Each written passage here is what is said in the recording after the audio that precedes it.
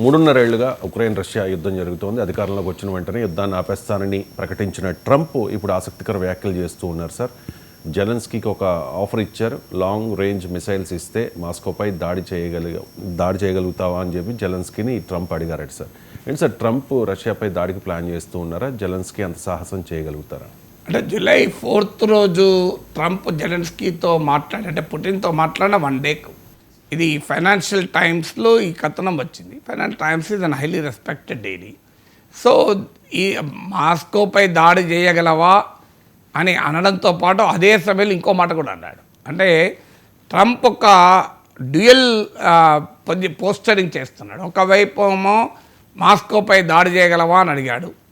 చేయగలను, మీరు కనుక నాకు లాంగ్ రేంజ్ మిసైల్స్ ఇస్తే అని జెలెన్స్కీ చెప్పాడు.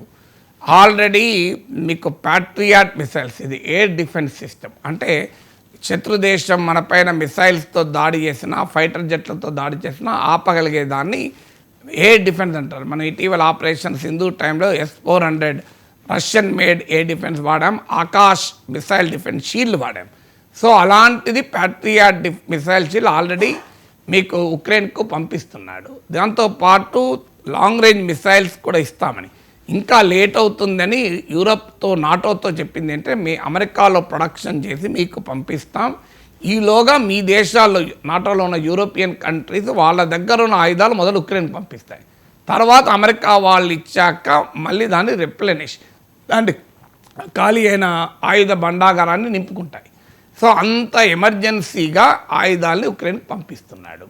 సో ఇది చూస్తే ఏమనిపిస్తుంది, మాస్కో పైన దాడి చేయగలవా అంటున్నాడు, Patriot missile పంపుతున్నాడు, NATO secretary general పక్కన పెట్టుకొని మాట్లాడాడు, ఇమీడియట్గా మీరు ఆ యూరప్ నుంచి ఆయుధాలు పంపించండి అంటున్నాడు, భారీ ఎత్తున ఉక్రెయిన్ ఆర్మ్ చేస్తున్నాడు.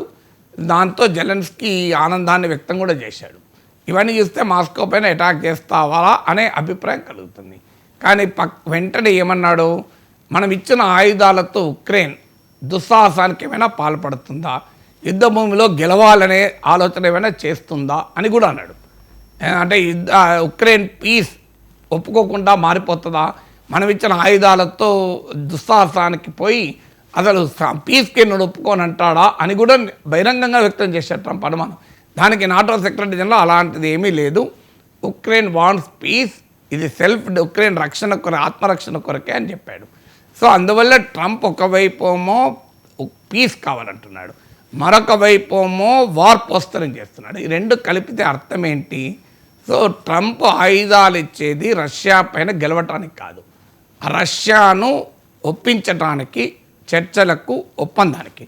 దీన్నే మ్యాక్సిమం ప్రెషర్ టాక్టిక్స్ అంటాడు. ఇరాన్పై కూడా అదే చేశాడు కదా, ఇరాన్పై దాడి చేశాడు భయంకరంగా, మళ్ళీ వెంటనే ఇరాన్తో చర్చలను మొదలుపెట్టాడు. చర్చలు జరుగుతున్న సమయంలో 5 రౌండ్లు జరిగి 6వ రౌండ్ మొదలవుతుంటే ఒమన్లో అటాక్ చేశారు, చేది మళ్ళీ ఇప్పుడు చర్చలకు రెడీ అంటున్నాడు. సో అందువల్ల ట్రంప్ ఇచ్చే సాయము యుద్ధ భూమిలో రష్యాను పైన ఉక్రెయిన్ విజయం సాధించడానికి కాదు, కేవలం రష్యాను ఒప్పించడానికి, భయపెట్టించడానికి.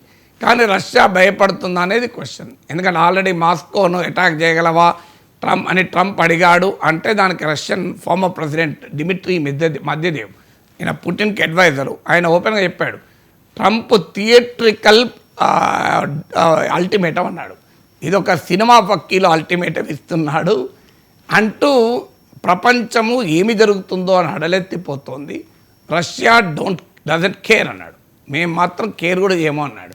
సో అందువల్ల ఇప్పుడు ఇది ఏదో మాస్కో పైన ఉక్రెయిన్ దాడి చేస్తుందని, దాడి చేసేందుకు అమెరికా, యూరప్ ఆయుధాలు ఇస్తుందని అనుకోను, కేవలం పుటిన్ పైన మ్యాక్సిమం ప్రెషర్ పెట్టి ఆయనను డీల్కి ఒప్పించేటువంటి క్రమం. ఎందుకంటే మాస్కో పైన దాడి చేయడం అంటే మామూలు విషయం కాదు. ఖచ్చితంగా మళ్ళీ పుటిన్ దానికి కౌంటర్ అటాక్ చేస్తే ఇది ఒక రీజనల్ వార్గా, లార్జర్ వార్గా మారిపోతుంది.